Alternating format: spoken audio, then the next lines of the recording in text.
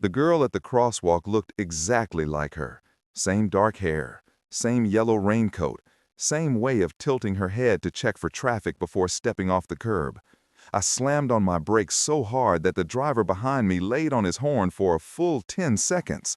The girl, a stranger, maybe 16, definitely not her, gave me a confused look and continued across the street, disappearing into the rain like a ghost. My hands were shaking. After 20 years, you'd think I'd be used to it. The flashbacks, the phantom sightings, the way my heart stops every time I see a yellow raincoat or hear tires screech on wet pavement. But you never get used to it. The guilt doesn't fade. It just burrows deeper, makes itself at home in the darkest corners of your soul, and waits for moments like this to remind you of what you are, a killer. Have you ever done something so terrible that it split your life into two halves, before and after? Something that changed the fundamental chemistry of who you are? If you have, then you know what I'm about to describe. If you haven't, I hope you never do. But tell me in the comments, do you think 20 years is long enough to pay for a sin you've never confessed? I've been asking myself that question every single day. My name is David Chen. I'm 44 years old. I have a wife, 2 kids, a mortgage, a middle management job at an insurance company. From the outside, I look like every other suburban dad in America, gray at the temples, soft around the middle, driving a sensible Honda to my sensible life. But underneath all that, I'm something else entirely. I'm the man who killed Maria Santos on October 14, 2005. And I'm the man who drove away. October 14, 2025. 20 years to the day. I'd been dreading this date for months. Every anniversary was hard, but there was something about the round number, 2 full decades, that felt different, heavier, like the universe was demanding some kind of accounting. My wife Jennifer noticed something was wrong at breakfast. "You look terrible," she said, sliding a cup of coffee across the counter. "Didn't sleep?" "Bad dreams." "Again?" She frowned. "Maybe you should see someone about that. Dr. Morrison said—" "I'm fine." I wasn't fine. Hadn't been fine for 20 years. But Jennifer didn't know that. Nobody knew that. The David Chen she'd married was a carefully constructed fiction, a mask I'd been wearing so long I'd almost forgotten there was someone else underneath. Almost. "Dad?" My son Tyler appeared in the kitchen doorway, car keys in hand. "Can I borrow the car? Emma wants me to pick her up for school." Tyler was 17. Same age I was when I first learned to drive. Same age I was when I thought I was immortal, invincible, untouchable by consequence. "Be careful," I said. "It's raining." "I know, Dad. I've been driving for a year." "Just be careful." He rolled his eyes, the universal teenager response to parental concern, and disappeared out the door. A moment later, I heard the engine start, the garage door open, the sound of tires on wet pavement. Wet pavement.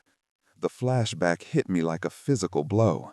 Rain on the windshield, wipers struggling to keep up, a blur of yellow in my headlights. The sound, God, the sound of impact. "David?" Jennifer's voice came from far away. "David, are you okay? You're white as a sheet." "I'm fine," I managed. I need some air." I walked outside into the rain, let it soak through my shirt, plaster my hair to my forehead, wash over me like a baptism that couldn't cleanse anything. 20 years. 20 years of lying to everyone I loved. 20 years of building a life on a foundation of sand. 20 years of waiting for the knock on the door, the phone call, the moment when everything would finally collapse. It hadn't come. The police had never found me. The case had gone cold within months. No witnesses, no cameras, no evidence. Just a dead girl on a country road and a driver who vanished into the night. I'd gotten away with it. That was the worst part. Not the guilt, not the nightmares, not the constant low-grade terror of discovery. The worst part was knowing that I didn't deserve the life I had. That every good thing, Jennifer, Tyler, my daughter Sophie, our house, our friends, our comfortable suburban existence, all of it was built on a grave. My phone buzzed. Text message from a number I didn't recognize. I know what you did. October 14th, 2005. Maria Santos. It's time to pay. The phone slipped from my fingers and landed in a puddle at my feet. October 14th, 2005. I was 24 years old and invincible. That's what I told myself anyway. Fresh out of college, first real job, first apartment, first taste of adult freedom. The world was mine for the taking, and nothing could stop me. The party was at my buddy Kevin's place, Halloween-themed, even though Halloween was still 2 weeks away. Everyone in costumes, cheap beer flowing, music loud enough to make the neighbors complain. I wasn't supposed to drive. That was the plan. Crash on Kevin's couch, sleep it off, drive home in the morning. Smart, responsible, the kind of decision a sensible person makes. But then Rachel Thornton showed up.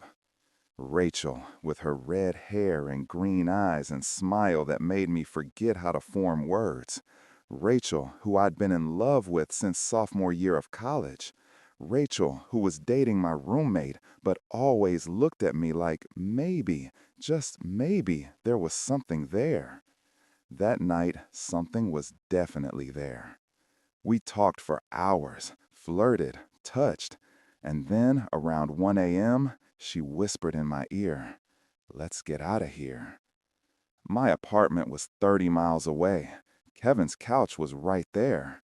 But Rachel wanted privacy, and I wanted Rachel, and nothing else mattered. "I've been drinking," I said, half-hearted protest, going through the motions. "You seem fine to me." I felt fine. A little buzzed, maybe, but not drunk, not impaired. I could handle 30 miles of empty back roads. Famous last thoughts. The rain started about 10 minutes into the drive. Light at first, then heavier, then a full-on downpour that reduced visibility to almost nothing. I should have pulled over, should have waited it out, should have done anything except keep driving at 60 miles per hour on a dark country road. But Rachel's hand was on my thigh, and she was laughing at something I'd said, and I felt more alive than I'd ever felt before. I didn't see Maria Santos until she was directly in front of my headlights. Yellow raincoat, dark hair, face frozen in terror. She was crossing the road. Why was she crossing the road in the middle of nowhere at 1:30 a.m.? And I was going too fast to stop.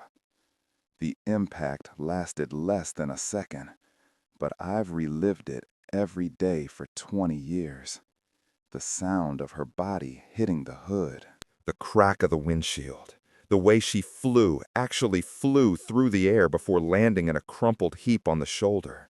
I slammed on the brakes. The car fishtailed, spun, came to rest facing the opposite direction. Silence. Then Rachel screaming, "Oh my God! Oh my God! Oh my God!" I sat there, hands gripping the steering wheel, unable to move, unable to think, unable to process what had just happened. "David." Rachel's voice was sharp now, panicked. "David, we need to call 911. I should have called. I should have gotten out of the car, checked on the girl, administered first aid, done something. That's what a decent human being would have done. But I wasn't a decent human being. I was a scared kid with alcohol in his system and a future that would evaporate the moment those cops showed up. "I can't," I said. "I can't call. I've been drinking. They'll arrest me.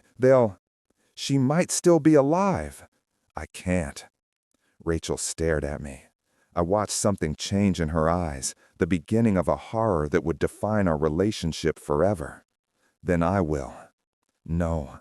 I grabbed her phone. "Rachel, listen to me. If you call, they'll find out I was driving. They'll arrest me. DUI, manslaughter. I'll go to prison, my whole life. Someone is dying, David." "She's already dead." I didn't know that, couldn't know that, but I needed it to be true. Look at her. No one survives that. Rachel looked, through the rain, through the darkness, at the motionless yellow shape on the side of the road. We need to go, I said. We need to leave, right now. I can't. Rachel, please. The silence stretched between us. Rain drummed on the roof. In the distance, thunder rolled. Okay, she whispered. Okay. I put the car in drive and pulled away. I didn't look in the rearview mirror. I couldn't. We never spoke about it again. Not that night, not the next day, not in the 20 years since. Rachel and I drove to my apartment in complete silence, and when we got there, she called a cab and left without saying goodbye. We never saw each other again. I found out about Maria Santos from the news. 23 years old, nursing student at the community college, walking home from her overnight shift at the hospital when her car broke down on the side of the road. She'd been trying to flag down help when I came around that curve. She didn't die at the scene. That's the detail that haunts me most. She was still alive when I drove away. Still alive when Rachel wanted to call 911. Still alive for 3 more hours, lying in the rain on the side of a country road, until a trucker finally spotted her body at 4:30 a.m. She died in the ambulance, internal bleeding. If someone had called for help immediately, the doctor said she might have survived. She might have survived. I threw up when I read that. Spent the whole day in the bathroom, retching until there was nothing left, then dry heaving for hours after that. The police investigated, knocked on doors, interviewed witnesses, searched for the car that had killed her. But I'd gotten the windshield replaced the next day, paid cash at a sketchy shop 2 towns over, and nobody had seen anything useful. No cameras on that stretch of road, no other cars out that late on a rainy Monday night. The case went cold. Maria Santos became a name in a file, one of dozens of unsolved hit-and-runs in the county. Her family held a memorial service, put up a small white cross on the side of the road where she died. I drove past that cross once, a year later. Some masochistic need to see what I'd done. The flowers her family had left were dead, brown, scattered by the wind. The cross itself was already weathering. I never went back. Instead, I did what cowards do. I buried it. Threw myself into work, into dating, into building a life that looked nothing like the person who'd killed Maria Santos. I moved to a different state, changed jobs, changed friends, created a whole new David Chin, one who'd never been to that party, never met Rachel Thornton, never driven drunk on a rainy night. I met Jennifer 3 years later. She was kind, warm, uncomplicated. She didn't ask questions about my past, didn't seem to notice the darkness I carried. Or maybe she noticed and chose to love me anyway. We got married, bought a house, had Tyler, then Sophie, built the life I'd always imagined, the wife, the kids, the picket fence, the whole American dream. And underneath it all, like a corpse buried in a basement, Maria Santos. Some nights I dreamed about her, always the same dream. She was standing in my headlights, yellow raincoat glowing, and she was trying to tell me something. Her mouth moved, but no sound came out. Then the impact, the sound, and I'd wake up screaming. Jennifer got used to the nightmares. Bad dreams, I tell her, stress from work. She'd rub my back, make me chamomile tea, and we'd pretend everything was fine. 20 years of pretending. And now, someone had sent me a text that knew everything. I fished my phone out of the puddle with shaking hands. The screen was cracked, but still working. The message was still there. I know what you did.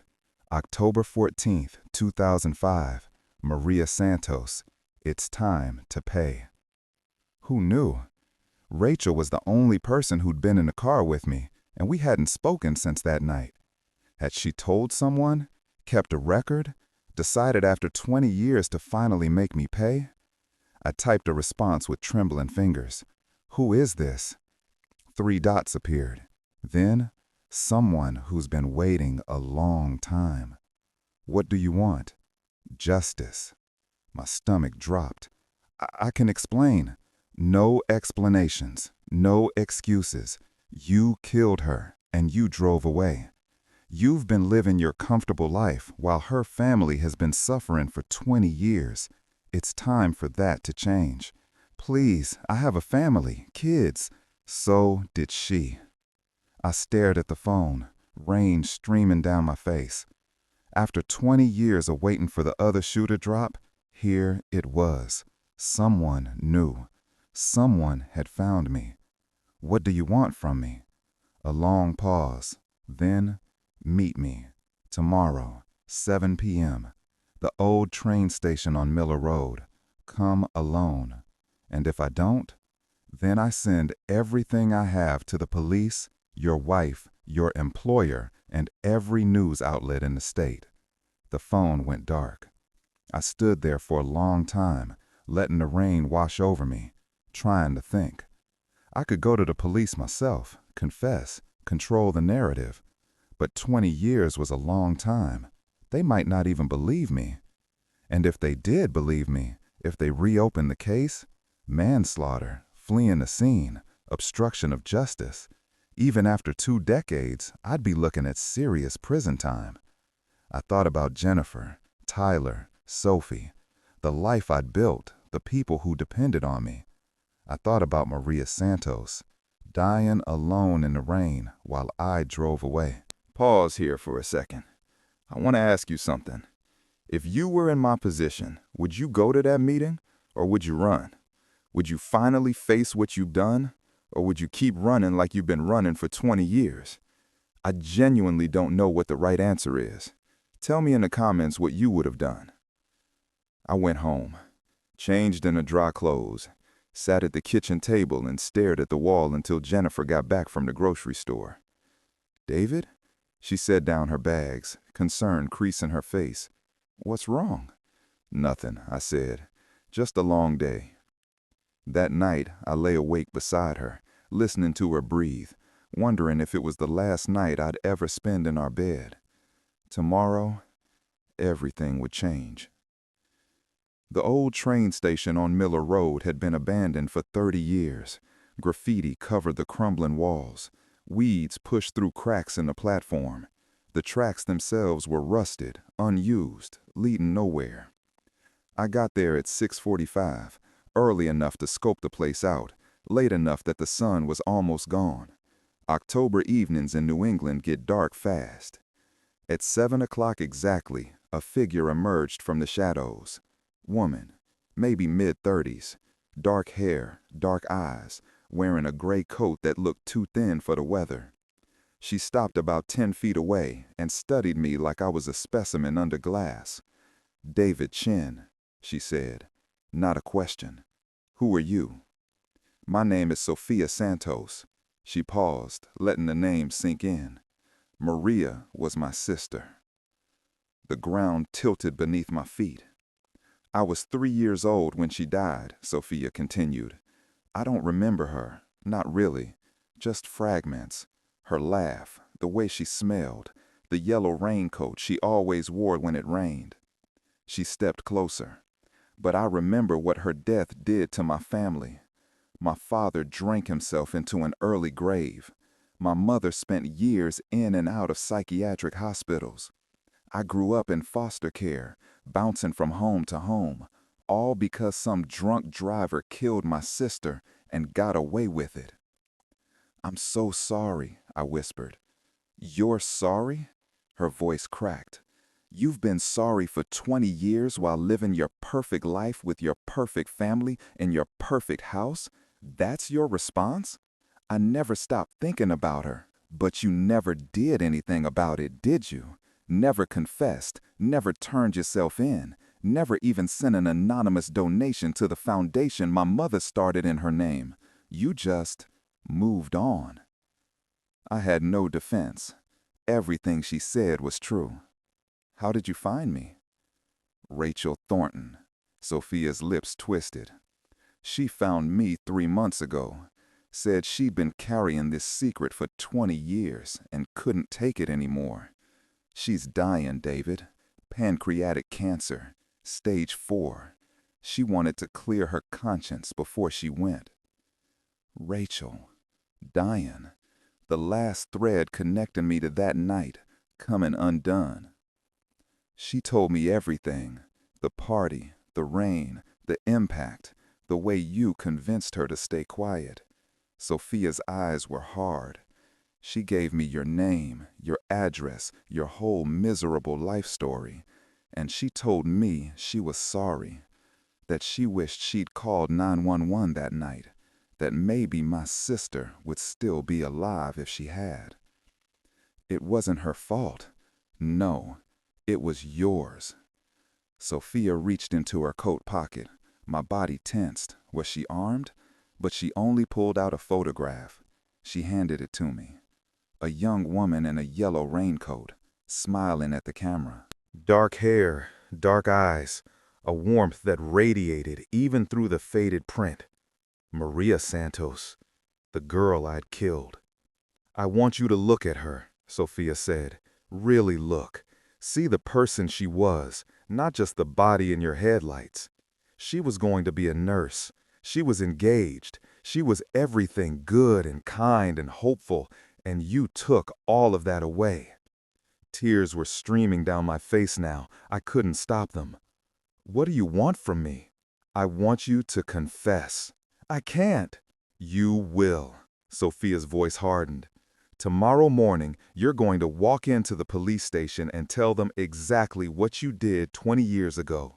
You're going to plead guilty to whatever they charge you with, and you're going to spend whatever time the court decides is appropriate paying for what you did. I have a family. So did Maria. My kids will learn what kind of man their father really is.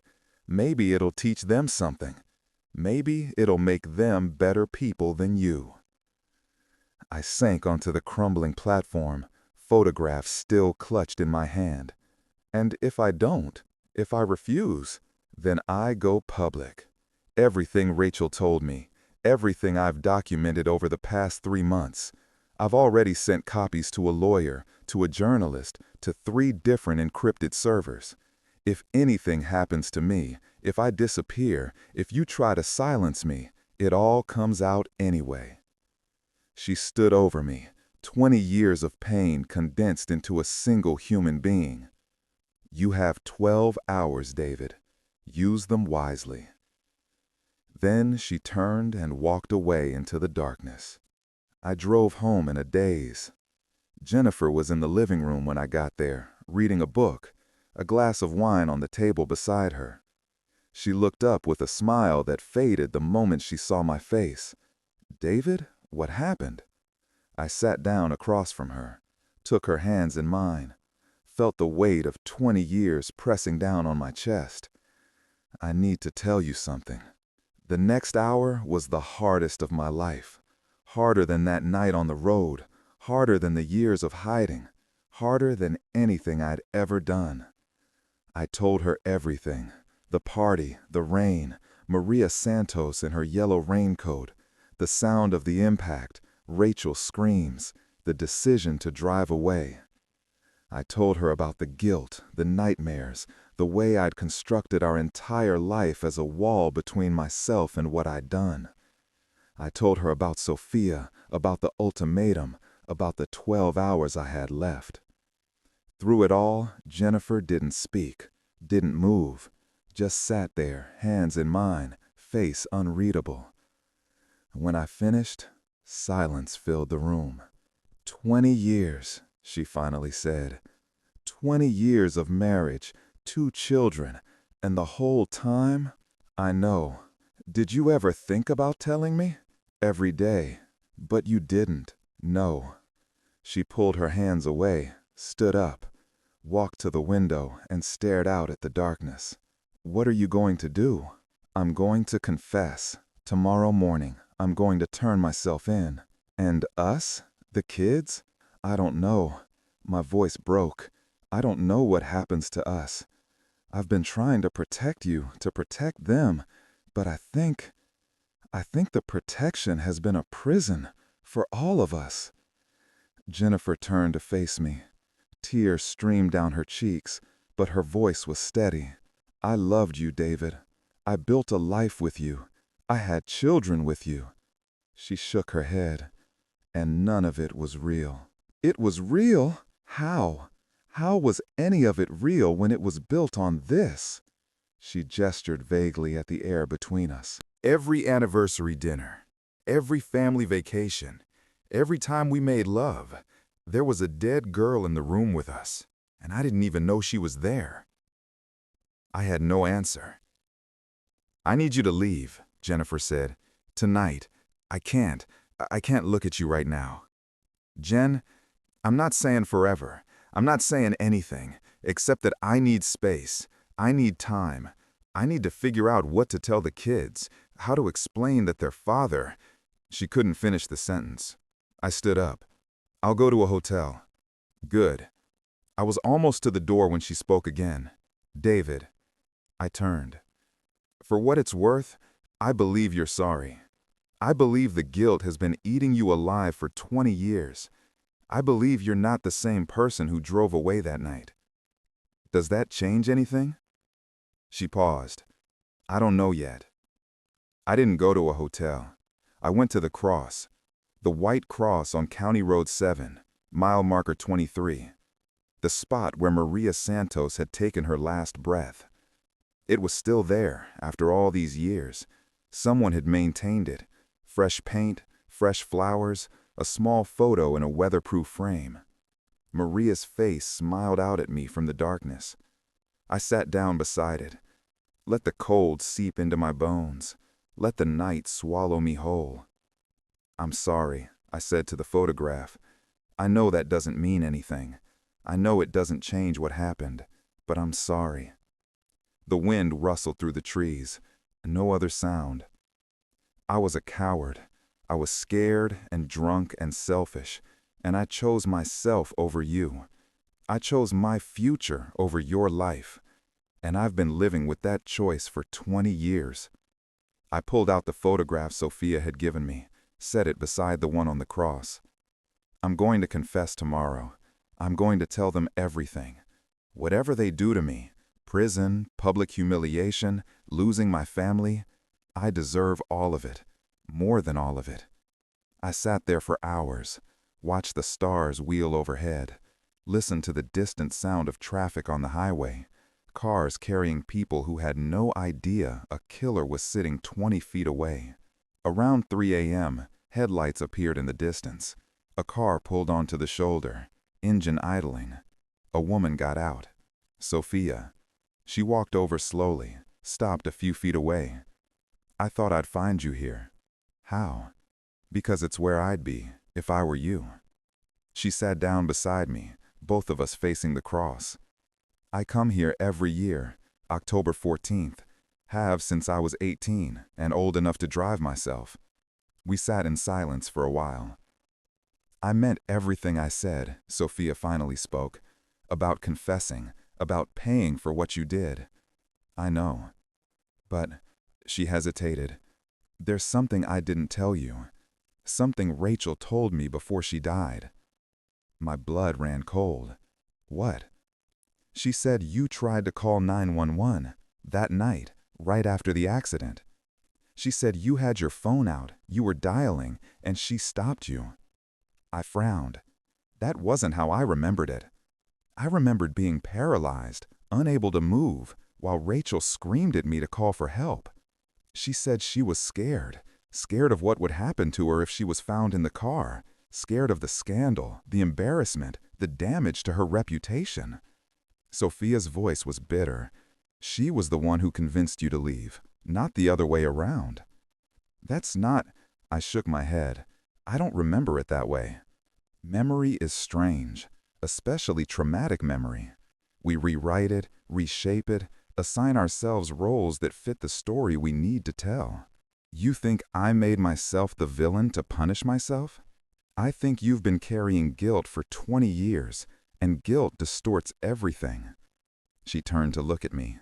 I'm not saying you're innocent. You were driving. You were drunk. You hit my sister. All of that is true. Then what are you saying? I'm saying that maybe Maybe things are more complicated than I thought. Sophia reached into her pocket and pulled out an envelope. Rachel gave this to me. Said I should read it before I confronted you. I didn't. I was too angry. But I read it last night, after our meeting. She handed me the envelope. Inside was a handwritten letter, the handwriting shaky, clearly written by someone very ill. Dear Sophia, if you're reading this, I'm probably dead. The cancer is moving fast, and I don't have much time left. I've told you about David Chen and what happened that night, but I haven't told you everything. I couldn't, not while I was still alive to face the consequences. The truth is that what happened to your sister wasn't entirely his fault.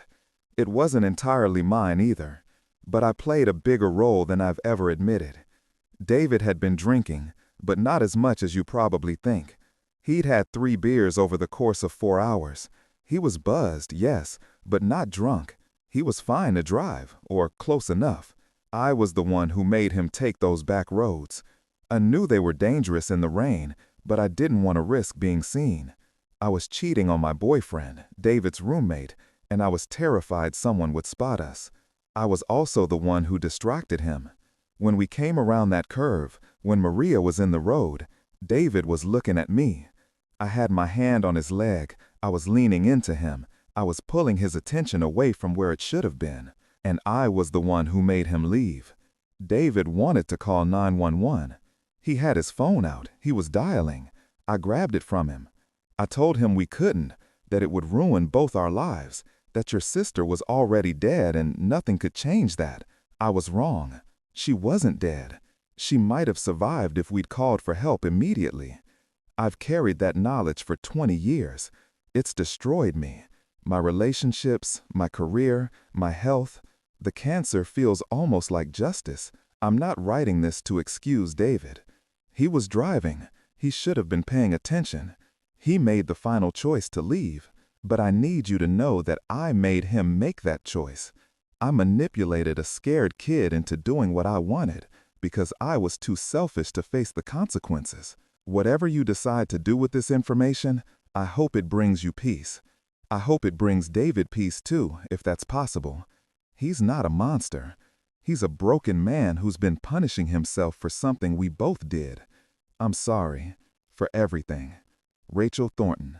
I read the letter 3 times. My hands were shaking so badly I could barely hold the paper. The words wouldn't come. I don't. Trauma rewrites memory, Sophia said softly. You've been telling yourself you are the villain for so long that you actually believe it. But I was driving. Yes, and Rachel was distracting you. And my sister was crossing a dark road in the rain in the middle of the night.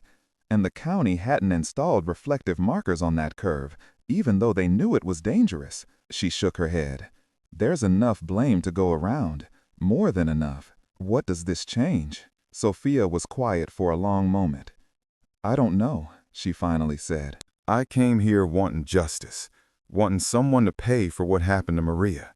And you're still the person who was behind the wheel. You still drove away. I know.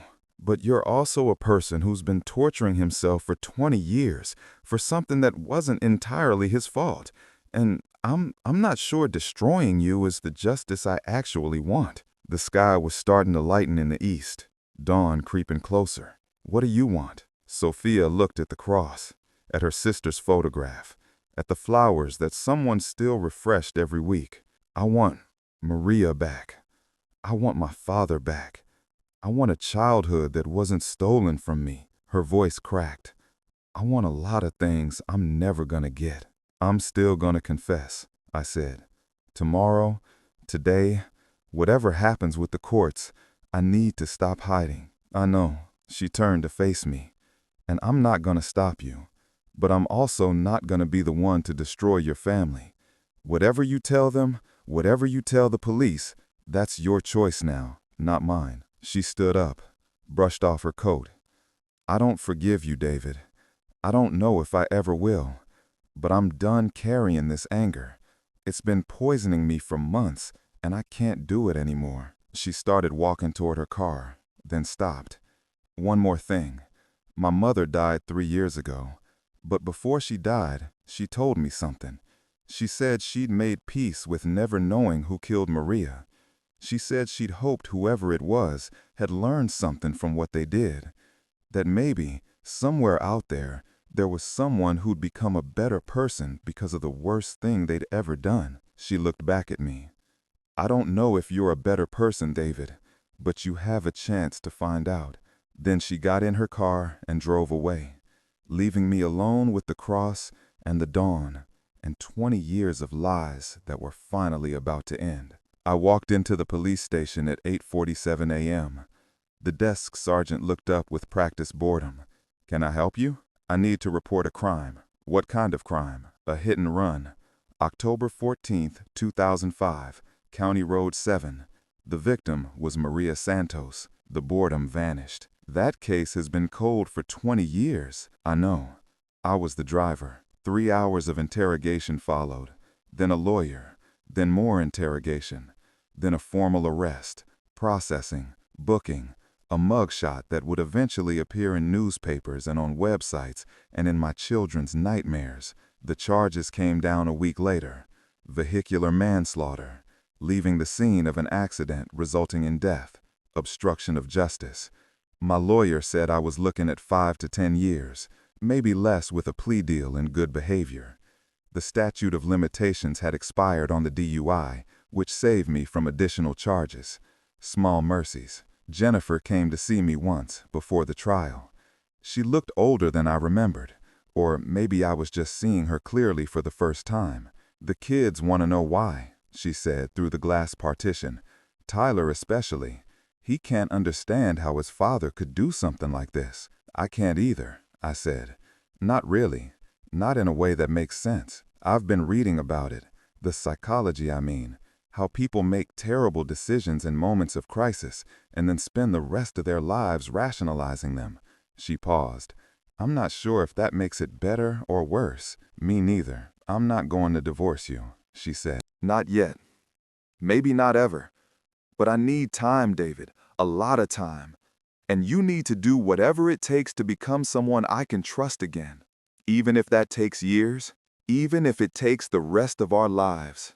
I pleaded guilty, took responsibility, stood in front of a judge and Maria Santos' surviving family and told them everything, the real everything, including Rachel's letter, including the parts that complicated the simple story of a drunk driver and his innocent victim.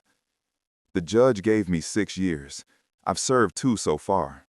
3.5 to go if I behave. I'm writing this from my cell. Minimum security. Same as any other white-collar criminal, which feels wrong somehow. I killed a woman. I should be in a harder place than this. But the system is what it is. Sophia visited me once, about 6 months in. She brought a photograph, Maria in her yellow raincoat, the same one she'd shown me that night at the train station. "I want you to keep this," she said, "in your cell, where you can see it every day." Why? Because forgetting is easy. Remembering is the hard part. She slid the photo through the slot in the partition. "I'm starting to forgive you, David. I don't want you to let me forgive you too easily." The photo hangs above my bunk now. First thing I see every morning, last thing I see every night. Maria Santos, 23 years old, nursing student, fiance, daughter, sister, human being with a whole life ahead of her, extinguished in a split second, by a moment of distraction and a series of choices that can never be undone. I carry her with me now, not as a ghost, but as a reminder of who I was, of who I'm trying to become, of the price that gets paid when we choose ourselves over others. Jennifer brings the kids to visit once a month. Tyler is still angry, might always be angry, but Sophie has surprised me. She writes me letters, tells me about school, asks questions about what prison is like. She says she wants to understand. I don't know if she ever will. I don't know if I understand it myself, but I'm trying. Every day, I'm trying. 3.5 more years, then I'll be out. Then I'll have to rebuild a life from the wreckage of the one I destroyed. I don't know if I can do it. I don't know if I deserve to do it. But Maria Santos deserves to be remembered by someone who's trying to be better. Someone who's taken the worst thing they ever did and used it as fuel for becoming someone worth existing. That's my debt now, the one that can never be fully repaid. One day at a time. So, that's my story. 20 years of silence, broken open by a dying woman's confession and a sister's search for justice. But I want to know what you think. After everything you've heard, the accident, the cover-up, the years of hiding, the complications revealed by Rachel's letter, do you think I deserve forgiveness? Not from Maria's family, not from my own family, but